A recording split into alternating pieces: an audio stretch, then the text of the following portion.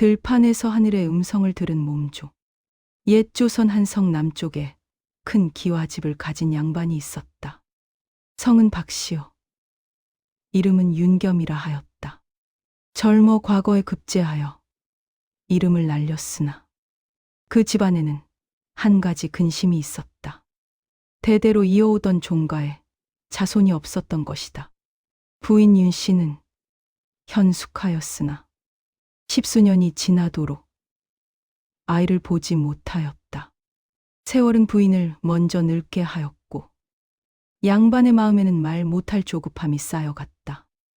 어느 날 부인이 조용히 남편에게 말하였다. 대감, 집안의 대가 끊어질 수는 없사옵니다. 제 몸은 이미 늦었으니 제 몸종 월화를 들이소서.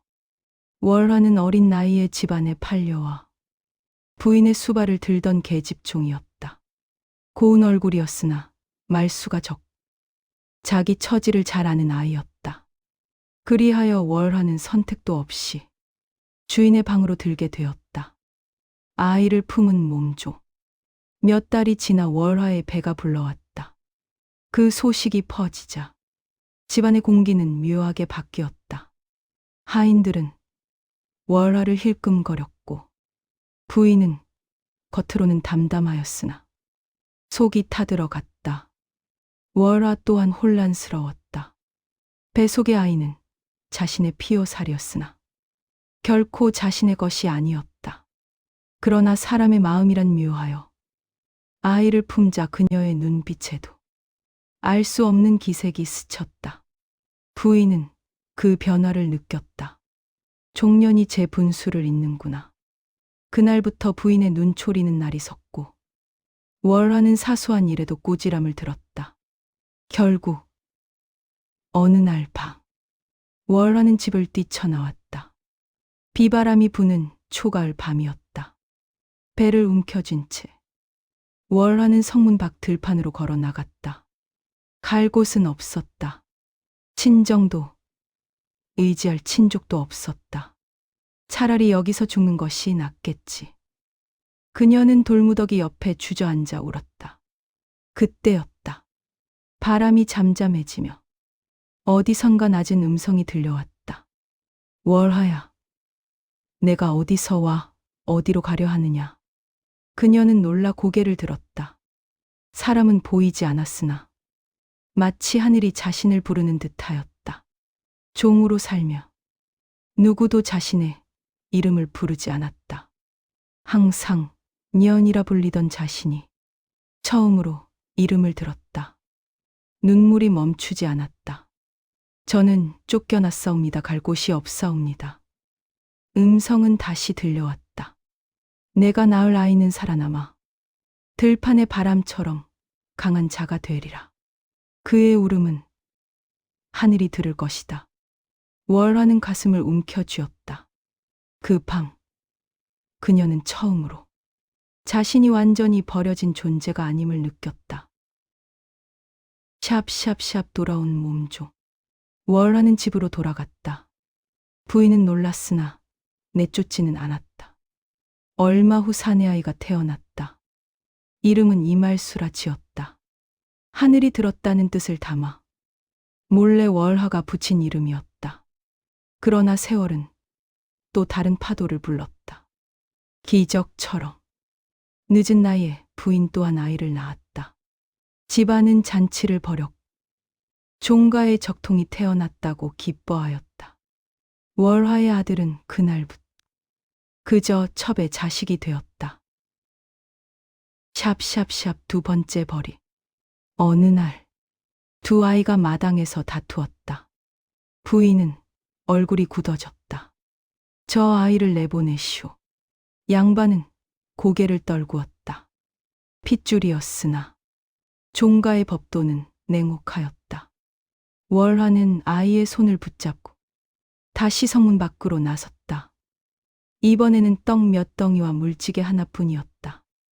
며칠을 헤매다 물이 떨어졌다. 아이의 입술이 말라갔다. 월화는 아이를 나무 그늘 아래 눕히고 멀리 떨어져 울부짖었다. 하늘이시여, 아이만은 살려주시오. 그때 아이의 울음이 들판에 울렸다. 그리고 월화의 눈에 보이지 않던 샘 하나가 들어왔다. 마치 그 자리에 처음부터 있었던 것처럼. 월화는 물을 길어 아이의 입에 부었다. 아이는 숨을 고르고 살아났다. 이말수는 자라 활을 잘 쏘는 사내가 되었다. 들판을 떠돌며 사냥으로 이름을 날렸고 훗날 변방의 무사가 되었다. 사람들은 그를 두고 말했다. 저 자는 들판이 키운 사내다. 월화는 늙어가며 늘 중얼거렸다. 하늘은 버린 듯해도 끝내 다 듣고 계셨다. 야담이 전하는 말. 이 이야기는 종가의 법도보다 더 깊은 뜻을 전한다. 사람은 분수를 나누고 귀천을 가르지만 하늘은 이름을 부른다. 들판에서 하늘의 음성을 들은 몸종 후편. 하늘은 낮은 자의 눈물을 먼저 들으신다. 월화는 아이를 품에 안고 오래도록 울었다. 그러나 그 울음은 절망이 아니라 살아있음에 대한 감사의 울음이었다.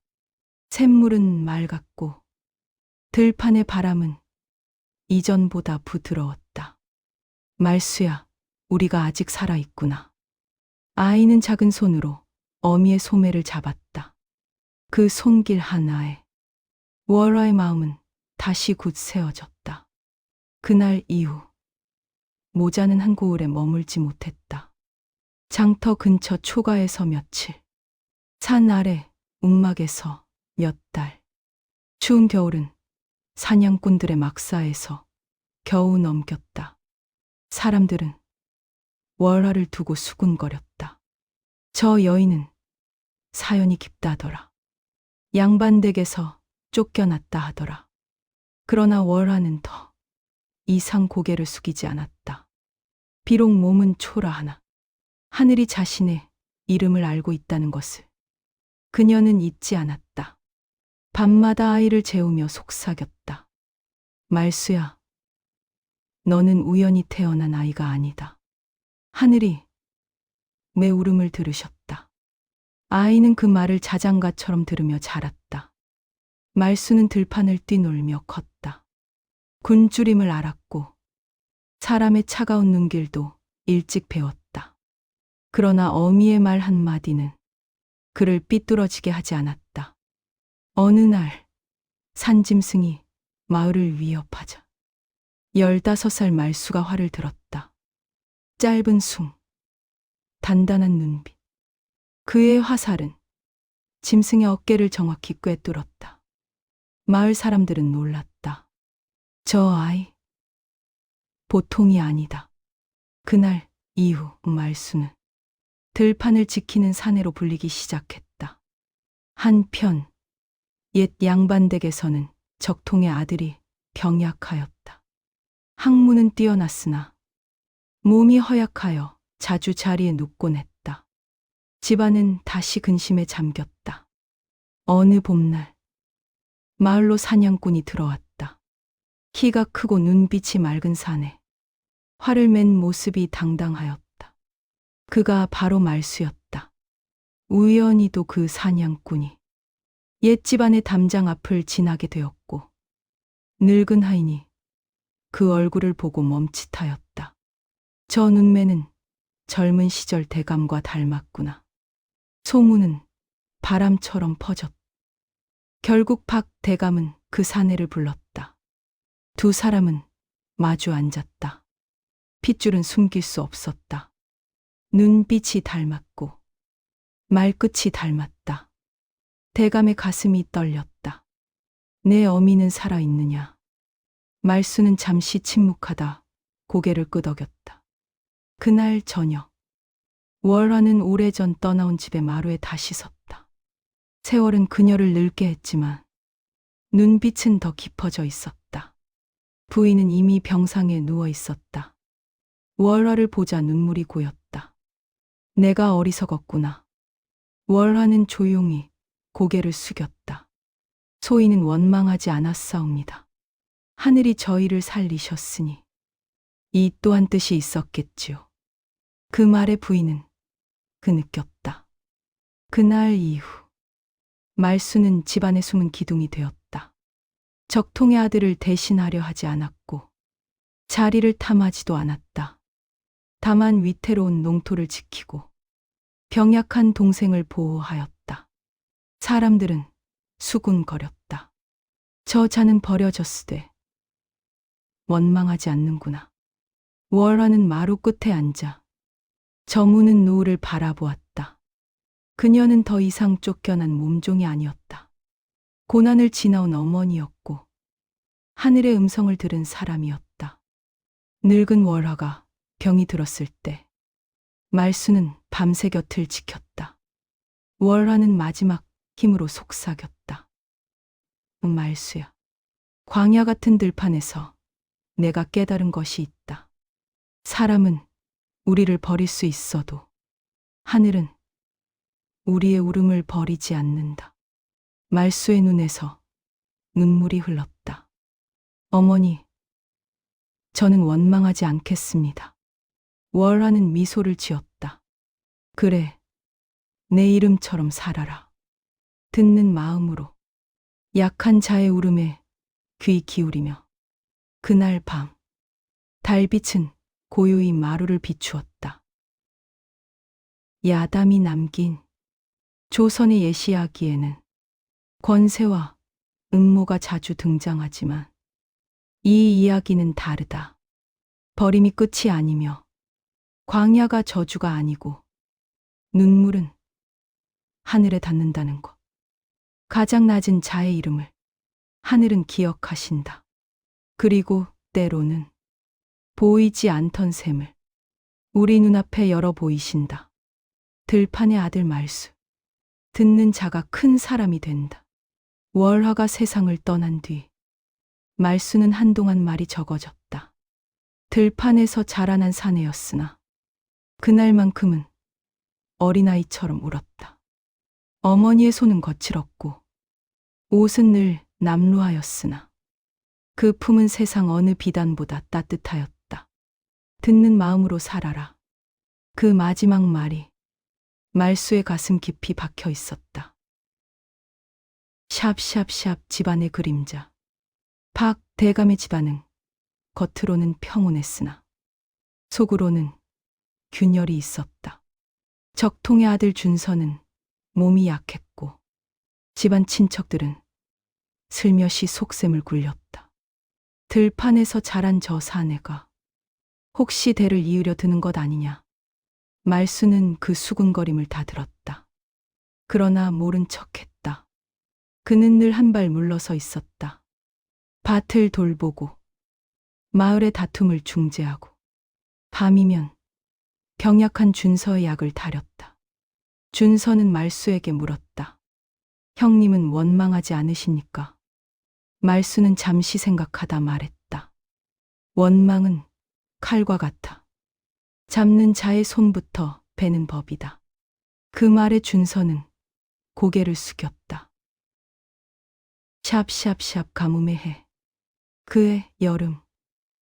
큰 가뭄이 들었다.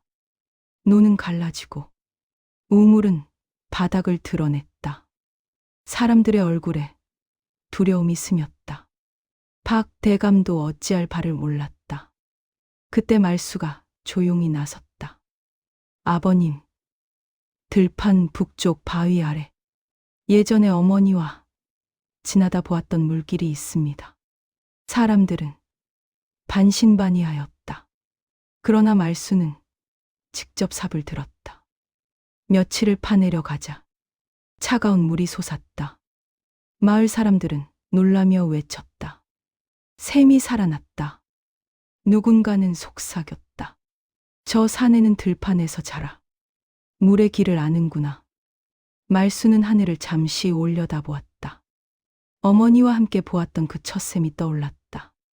보이지 않던 물길은 언제나 땅속에 있었다. 다만 누군가 믿고 파내야 했을 뿐. 샵샵샵 칼을 들지 않는 사내. 가뭄이 지나자 이번에는 산적대가 마을을 노렸다. 젊은이들은 분노했고 칼을 들고 나가자고 외쳤다. 그러나 말수는 먼저 산으로 올라갔다.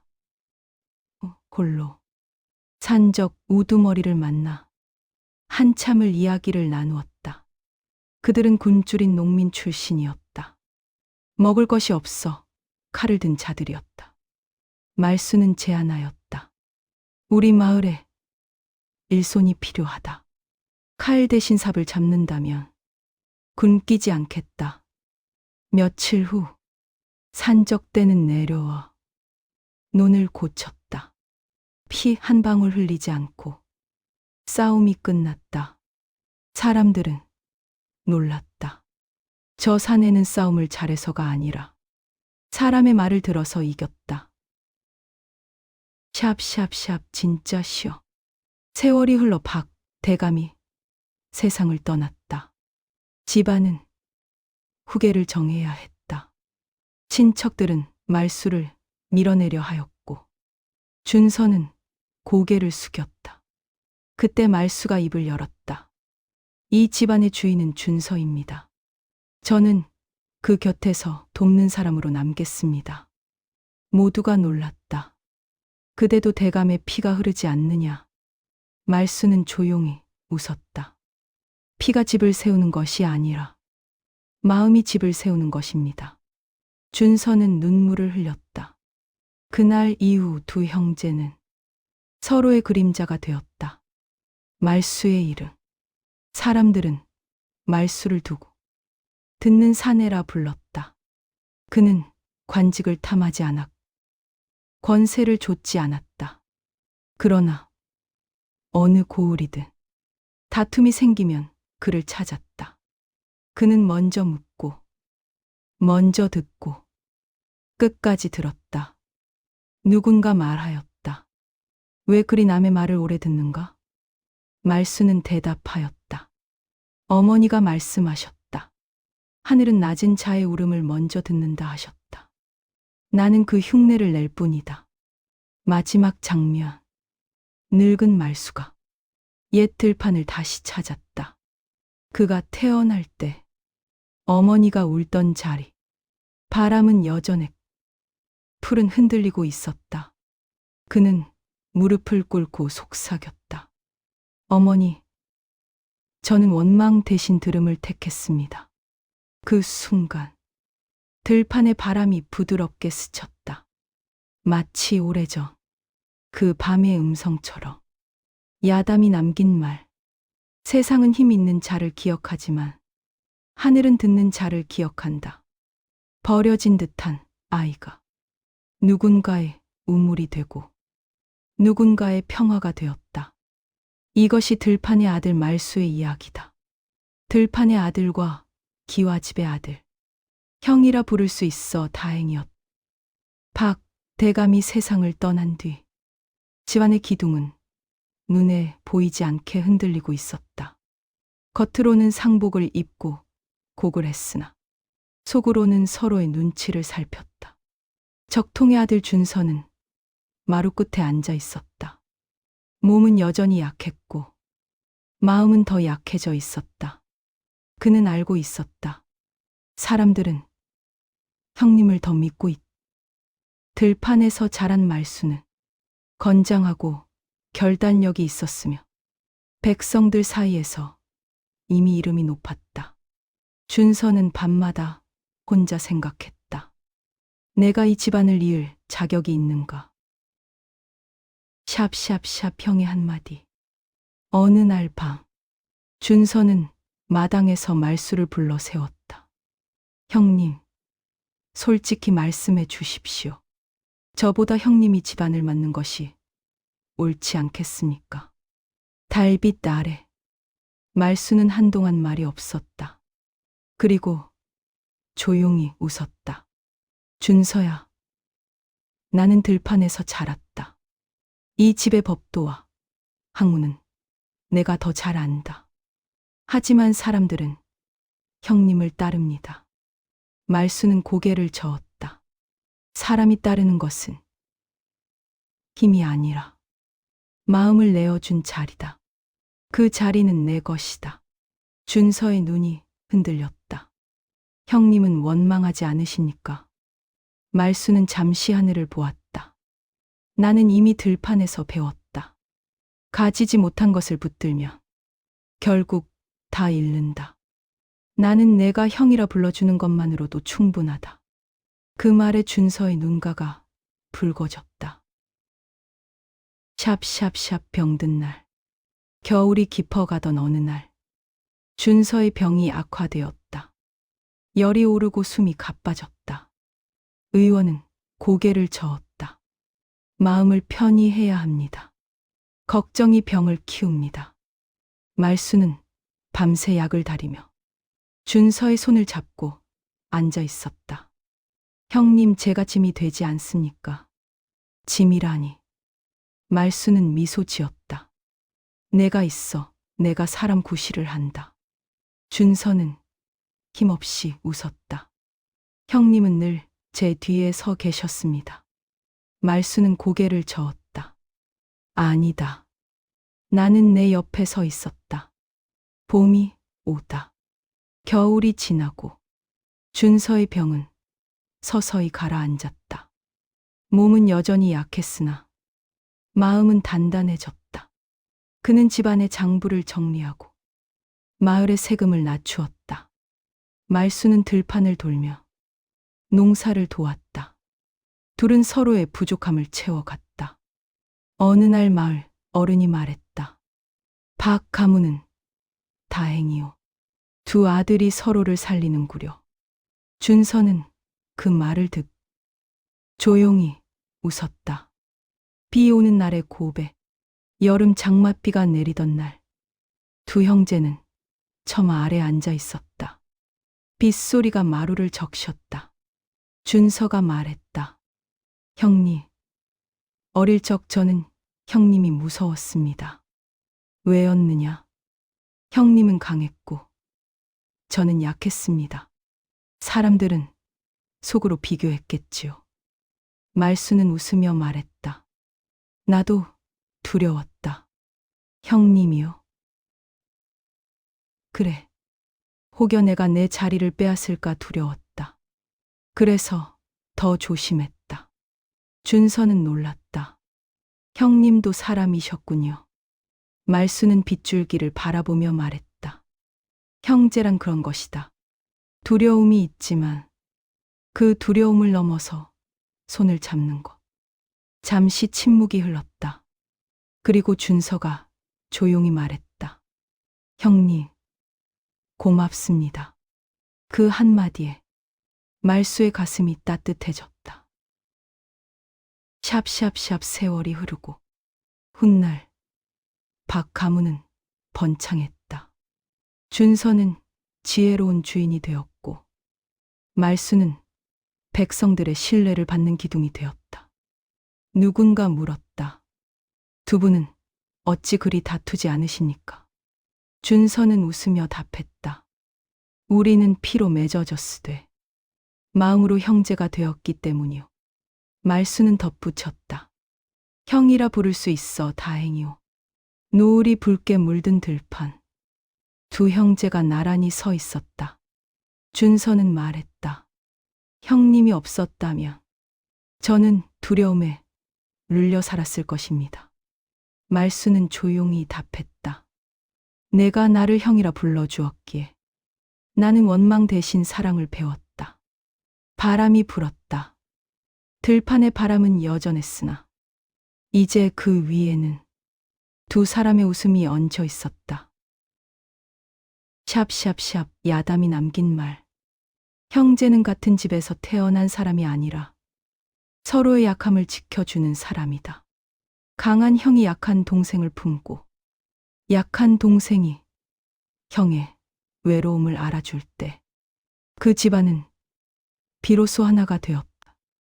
준서가 장가를 들던 날 마을은 오랜만에 잔치로 들썩였다. 몸이 약하던 그가 이제는 집안을 이을 준비를 한다는 사실만으로도 사람들은 안도하였다. 그러나 준서의 마음, 한편에는 늘 한 그림자가 있었다. 형님이 아니었다면 나는 이 자리에 서지 못했을 것이다. 혼례가 끝난 밤, 준서는 말수를 따로 불렀다. 형님, 제 곁에 서 주십시오. 말수는 웃었다. 오늘은 내 날이다. 아닙니다. 제 인생에 형님이 없었다면 저는 두려움 속에 숨었을 것입니다. 그 말에 말수의 눈빛이 잠시 흔들렸다. 세월이 흐르고 준서의 아내가 아이를 가졌다. 그러나 출산은 순탄치 않았다. 밤새 산모의 신음이 이어졌고 집안은 숨을 죽였다. 말수는 마루 아래에서 두 손을 꼭 모으고 있었다. 부디 아이와 산모를 살려주십시오. 어린 시절 어머니가 들판에서 울던 밤이 떠올랐다. 하늘은 낮은 자의 울음을 듣는다 하셨다. 그때였다. 새벽녘 힘찬 아기 울음이 터졌다. 아들입니다. 그 소리에 준서는 무너져 앉았다. 눈물이 쏟아졌다. 말수는 마루를 붙잡 고개를 숙였다. 아기의 울음은 그 밤의 샘물 소리처럼 맑았다. 형의 품. 며칠 후 준서는 아기를 안고 말수에게 다가왔다. 형님, 안아보십시오. 말수는 잠시 망설였다. 나는 형님이 아니었다면 이 아이는 이 집에 태어나지 못했을 것입니다. 말수는 천천히 아이를 받아 안았다. 작은 손이 그의 손가락을 움켜쥐었다. 그 순간 가슴 깊은 곳에서 설명할 수 없는 울음이 터져 나왔다. 들판에서 태어난 자신이 이제는 누군가의 미래를 안고 있었다. 준서는 그 모습을 보고 결국 함께 울었다. 형님, 저는 늘 두려웠습니다. 형님이 더 빛날까봐. 말수는 고개를 저었다. 나는 빛이 아니다. 나는 내가 빛나도록 뒤에 서 있었을 뿐이다. 준서는 무너져 말수의 어깨에 얼굴을 묻었다. 두 사내의 어깨가 함께 떨렸다. 이름을 짓다. 아이의 이름을 짓는 날, 집안 어른들이 모였다. 그러나 준서는 뜻밖의 말을 했다. 아이의 이름은 형님이 지어주십시오. 모두 놀랐다. 말수는 한참을 생각하다가 말했다. 청우라 하자. 푸를 청. 돌. 맑은 하늘처럼 돕는 사람이 되라. 함이냐. 말수는 고개를 끄덕였다. 이 아이는 우리 둘의 마음으로 자랄 것이다. 준서는 다시 눈시울이 붉어졌다. 오래된 상처의 끝. 어느 늦은 밤. 준서는 술잔을 기울이며 말했다. 형님, 어머니께서 들판에서 겪은 일을 제가 다 갚을 수는 없겠지요. 말수는 잔잔히 웃었다. 갚으려 하지 마라. 우리는 이미 새로운 이야기를 쓰고 있다. 형님은 저를 한 번도 미워하지 않으셨습니까? 말수는 잠시 침묵하다 답했다. 어릴 적 내가 기침하며 쓰러졌을 때 나는 무서웠다. 혹시 내가 없으면 이 집안이 나를 원망할까봐. 준서는 놀랐다. 형님도 외로우셨군요. 그래. 그러나 내가 형님이라 불러줄 때마다 나는 사람이 되었다. 그 말에 준서는 다시 울었다. 이번에는 숨기지 않았다. 몇 해가 흘러 청우는 마루를 뛰어다니는 아이가 되었다. 그는 말수를 큰아버지라 불렀다. 어느 날 아이가 넘어져 울었다. 말수가 먼저 달려갔다. 왜 우느냐? 아파요. 말수는 아이를 안아 올리며 말했다. 울어라. 울음은 나쁜 것이 아니다. 울면 누군가 듣는다. 준서는 그 모습을 멀리서 지켜보다 눈을 감았다. 자신이 두려워하던 형이 이제는 자기 아이의 세상을 넓혀주고 있었다. 샵샵샵 마지막 장면.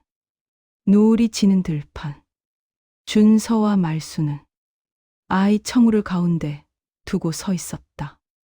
아이의 작은 손이 두 형제의 손을 동시에 잡고 있었다. 준서가 조용히 말했다. 형님, 우리는 피로 맺어진 형제가 아니라 눈물로 맺어진 형제입니다. 말수는 하늘을 바라보았다. 준서가 장가를 들던 날, 마을은 오랜만에 잔치로 들썩였다. 몸이 약하던 그가 이제는 집안을 이을 준비를 한다는 사실만으로도 사람들은 안도하였다. 그러나 준서의 마음 한편에는 늘 한 그림자가 있었다. 형님이 아니었다면 나는 이 자리에 서지 못했을 것이다. 혼례가 끝난 밤, 준서는 말수를 따로 불렀다. 형님, 제 곁에 서 주십시오.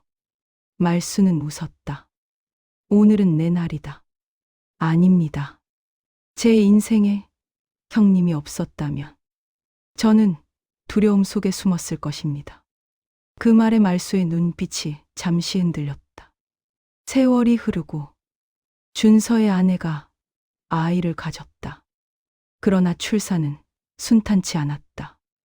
밤새 산모의 신음이 이어졌고 집안은 숨을 죽였다. 말수는 마루 아래에서 두 손을 꼭 모으고 있었다. 부디 아이와 산모를 살려주십시오. 어린 시절 어머니가 들판에서 울던 밤이 떠올랐다. 하늘은 낮은 자의 울음을 듣는다 하셨다. 그때였다. 새벽녘 힘찬 아기 울음이 터졌다. 아들입니다. 그 소리에 준서는 무너져 앉았다. 눈물이 쏟아졌다. 말수는 마루를 붙잡 고개를 숙였다. 아기의 울음은 그 밤의 샘물 소리처럼 맑았다. 며칠 후 준서는 아기를 안고 말수에게 다가왔다. 형님, 안아보십시오. 말수는 잠시 망설였다.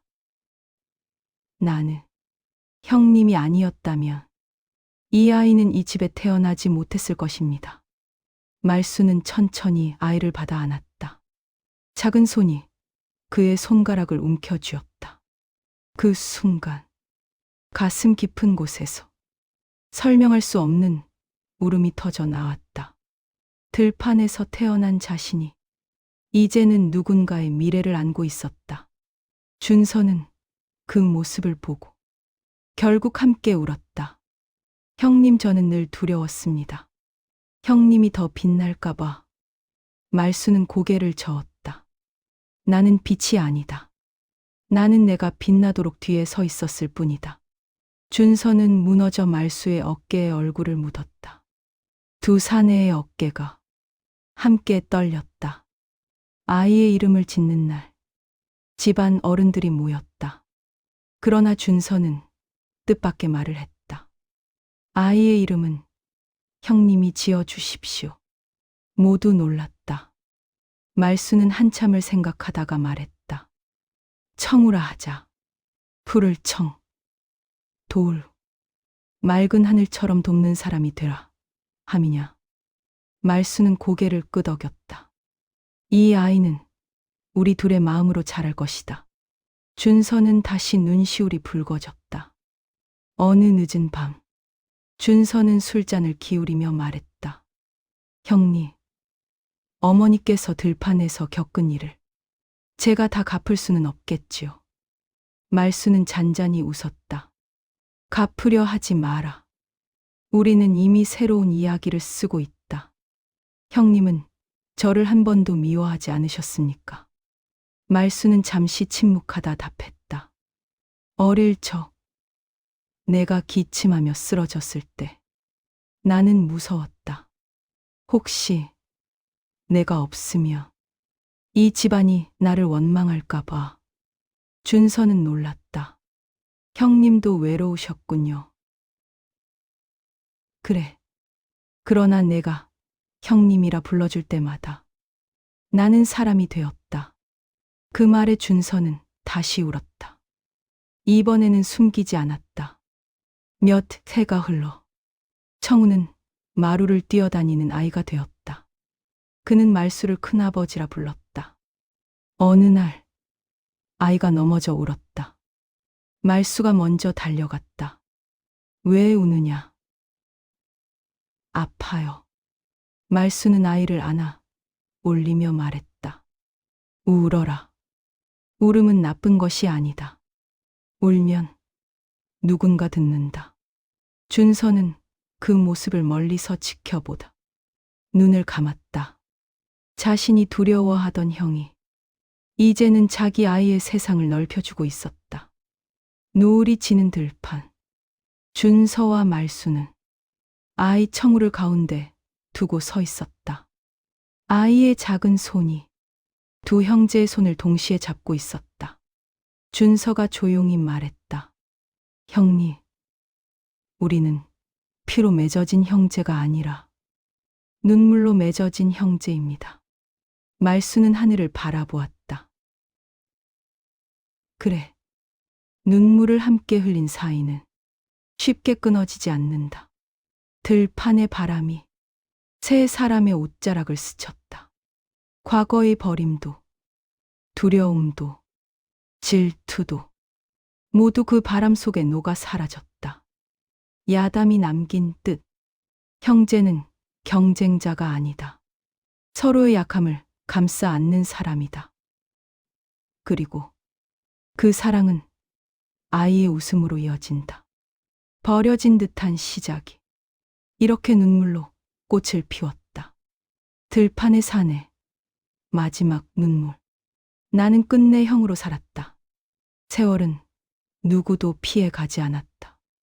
들판을 뛰던 말수의 다리는 이제 오래 걷지 못했고 활을 당기던 팔은 힘이 빠져 있었다. 머리에는 흰 서리가 내려앉았고 눈빛은 더 깊어졌으나 몸은 예전 같지 않았다. 그러나 마을 사람들은 여전히 말했다. 말수 어른이 계셔 다행이다. 형제의 저녁.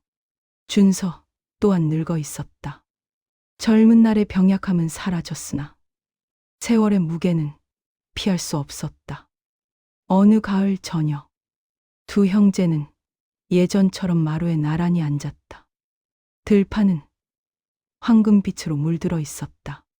청우는 이제 장성하여 자기 아이를 안고 서 있었다. 세대가 또 이어진 것이다. 준서가 조용히 입을 열었다. 형님, 우리는 참 멀리도 왔습니다. 말수는 웃었다. 그래, 처음 만났을 때는 우리가 이렇게 늙어 함께 앉을 줄 몰랐다. 잠시 침묵. 바람이 벼 이삭을 스쳤다.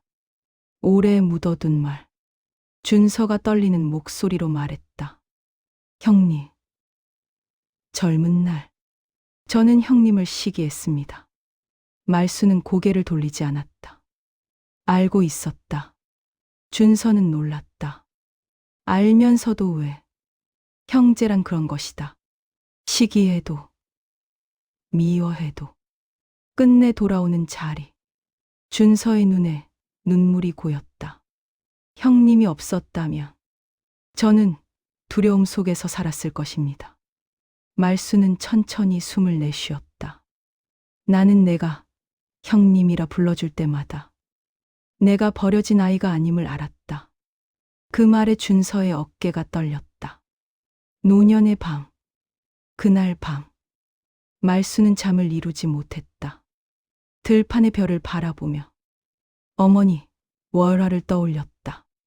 황량한 밤, 샘을 발견하던 순간, 아이의 울음, 그리고 준서의 첫 울음, 모든 시간이 물결처럼 스쳐 지나갔다. 그는 속삭였다. 어머니, 저는 원망하지 않았습니다. 눈물이 조용히 흘렀다. 젊은 날에는 울지 않던 사내가 노년에 이르러 아이처럼 울었다. 마지막 마루. 어느 날 말수는 몸을 일으키지 못했다. 청우와 준서가 곁에 앉았다. 청우가 물었다. 큰아버지, 무엇이 가장 후회되십니까? 말수는 힘없이 웃었다. 후회는 없다. 다만 감사가 있을 뿐이다. 준서가 손을 꼭 잡았다. 형님, 저를 형제로 받아주셔서 고맙습니다. 말수는 천천히 눈을 떴다. 아니다. 내가 나를 형이라 불러주었기에 나는 끝내 형으로 살 수 있었다. 그 순간 준서의 눈물이 말수의 손등에 떨어졌다. 따뜻했다. 말수의 입가에 작은 미소가 번졌다. 눈물을 흘릴 줄 아는 집안은 망하지 않는다. 그 말이 마지막이었다. 들판에 봐라. 장례가 끝난 날 준서는 들판에 홀로 섰다. 노을이 번지고 있었다. 그는 속삭였다. 형님, 저는 이제 누구에게 기대야 합니까? 그때 청우가 다가와 준서의 손을 잡았다. 작은 손이었다. 그러나 따뜻했다. 준서는 그 손을 꼭 잡으며 깨달았다. 형제의 사랑은 죽지 않는다. 그것은 손에서 손으로, 눈물에서 눈물로 이어질 뿐이다. 들판에서 버려졌던 아이는 노년에 이르러 누군가의 기둥이 되었다. 그의 눈물은 약함의 증거가 아니라 사랑의 증거였다. 그리고 그가 남긴 가장 큰 유산은 재산도 이름도 아니 형님이라는 한마디였다. 들판에 형을 보내는 날 울지 않던 사내가 무너졌다. 말수의 상여가 뜰 앞에 놓였을 때 마을은 고요했다. 가을 하늘은 맑았으나 사람들의 눈빛은 흐렸다. 평생 남의 눈물을 먼저 닦아주던 사내가 이제는 말이 없었다. 준서는 상복을 입 상여 곁에 무릎을 꿇었다. 그는 평생 단정하고 품이 있던 사람이었으나 그날만큼은 형체를 잃은 사람 같았다. 참았던 울음. 형님. 그 한마디가 입에서 나오자 목이 막혔다. 젊은 날 시기했던 기억이 떠올랐다. 형의 등을 보며 질투하던 밤, 몰래 비교하며 괴로워하던 시간. 그러나 형은 한 번도 앞에 서지 않았다. 늘 옆에 있었다. 그 사실이 가슴을 찢었다. 형님, 저는 한 번도 제대로 감사하다고 말하지 못했습니다. 눈물이 땅에 떨어졌다. 샵샵샵 청우의 울음. 청우는 상여 곁에서 아이처럼 울었다. 큰아버지, 저를 처음 안아주신 분이십니다. 그는 어릴 적 기억을 떠올렸다. 넘어져 울 때 말수가 했던 말. 울어라. 울면 누군가 듣는다. 그 말이 귓가를 때렸다. 청우는 상여를 붙잡 참았던 울음을 터뜨렸다. 이제 누가 제 울음을 들어줍니까?